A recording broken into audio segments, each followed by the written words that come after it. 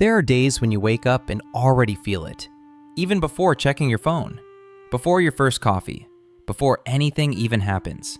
You already feel that weight, as if the whole world is slightly off and you're the only one who notices. It's not anger, it's not sadness. It's something more diffuse, harder to name. It's as if everything, absolutely everything, is asking too much of you. The traffic noise, the family group chat notification, the loud colleague. The simple question someone asks you that, in that moment, feels unbearable to answer. And the strangest part? You can't explain why. Because on the surface, nothing is that wrong. You have what you need. You know people in worse situations. You know all of this. And yet, on that day, in that moment, everything irritates you. Everything weighs you down. Everything exhausts you. Psychology has a name for this feeling. But before we get there, I need you to understand something about how the mind works when it reaches this point. Because what's happening inside is much more sophisticated than it seems. Think of a specific person. It could be you, it could be someone you know. Someone who woke up on an ordinary day, went to do something simple. Maybe wash the dishes, maybe answer an email, maybe just sit on the couch, and suddenly felt a disproportionate irritation. With the dishes, with the email, with the couch. Nothing made sense. The reaction didn't fit the situation. This person wasn't in a bad mood. They weren't being dramatic. They weren't making it up. They were experiencing something researchers call cognitive and emotional resource depletion. But I prefer to call it something else, because that technical name hides what it really is. What was happening is that this person's nervous system had reached a limit. Not a dramatic limit, not a visible collapse, a silent limit. The kind of limit that doesn't show up on any test, that doesn't have a specific time to arrive, that doesn't give a warning before it comes. And when the system reaches this point, it starts to overreact to small stimuli. It's like a fuse that has been gradually overloaded for so long that now anything can spark it. But here's the part most people don't know. The irritation isn't the problem. The irritation is the symptom. And what it's signaling isn't weakness. It's not emotional instability. It's not that you're a difficult person or that something is fundamentally wrong with you. It's signaling that you've been too present for the needs of others and not present enough for your own. Stay with me here. Before we continue, leave a like and hit the subscribe button if you haven't already. I'm counting on you. This support is crucial for us. There's a pattern that repeatedly appears in people who reach this state, and it's almost always invisible to them while it's happening. These people, in general, aren't the ones who complain a lot. They're the ones who endure. They're the ones who solve problems. They're the ones who are always available, always functioning, always managing. And on the outside, they seem fine. Sometimes they seem great. Inside, the system has been operating at its limit for months, sometimes years. What psychology has discovered about this state is something I find genuinely fascinating and a little disturbing. When a person reaches this level of exhaustion, the brain starts to perceive the world differently, literally differently. Neutral stimuli begin to be processed as threats. The voice of someone you love starts to sound like pressure. A simple request starts to feel like a demand. Silence begins to weigh as heavily as noise. It's not a distortion, nor is it an exaggeration. It's the nervous system in protection mode. And here's the contradiction most people never stop to consider. Those who reach the state of being fed up with everything are rarely those who never cared. It's exactly the opposite.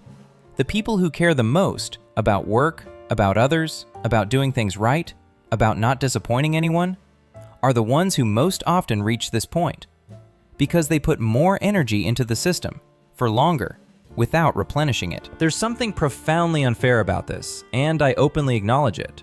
The person who dedicated themselves, who was present, who tried, it's precisely that person who wakes up one day and can't even bear to hear their own name called without feeling a weight in their chest.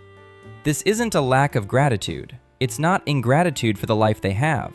It's the silent price paid for having spent too long giving more than they received, from situations, from relationships, from themselves. And now comes the part I think is most important of all this. There's a distinction psychology makes between two types of exhaustion, and understanding this distinction completely changes how you view what you're feeling. The first type is physical exhaustion. Everyone knows it. You slept poorly, worked too much, your body asks for rest. A weekend solves it, or almost. The second type is different. It's called identity exhaustion, and it doesn't disappear with physical rest. It doesn't disappear with vacations. Sometimes, paradoxically, it gets worse on vacation, because that's when you finally stop and realize how empty you are inside. Identity exhaustion happens when a person spends too much time being who others need them to be, and not enough time being who they truly are. It sounds abstract, but think with me concretely. Have you ever spent an entire day in social autopilot mode? Responding as you're expected to respond, reacting as it seems appropriate to react, being friendly when you're exhausted, being calm when you're irritated, being functional when you're at your limit. Each of these small performances costs something. It's not a cost you notice at the moment, but it accumulates. And when the accumulation passes a certain point, the system starts to rebel against any external demand, because any external demand feels like one more thing that will take even more away from yourself. That's why on days like this, even innocent questions irritate you. What do you want to eat? Can feel oppressive. Not because the question is heavy, but because the system is saying, I have nothing left to give, not even for this. Now I want to talk about something that rarely comes up in these conversations. There's a widespread idea that when a person reaches this state, they need to take better care of themselves, rest, meditate, exercise. And maybe yes, maybe those things help. I won't say they don't. But there's something this narrative completely ignores. The problem often isn't that the person doesn't take care of themselves, it's that they are embedded in structures, relationships, work environments, family dynamics, a pace of life that continuously consume more than any amount of self-care can replenish. You don't fix a leaky bucket by pouring more water into it. And I say this not as a criticism of anyone, but as an honest acknowledgement of something psychology has been exploring more and more. That modern emotional exhaustion is, in part, a rational response to irrational conditions. When everything irritates you, when everything weighs you down, when you're fed up, sometimes that doesn't mean something is wrong with you. Sometimes it means you're having a completely appropriate response to an inappropriate amount of demands.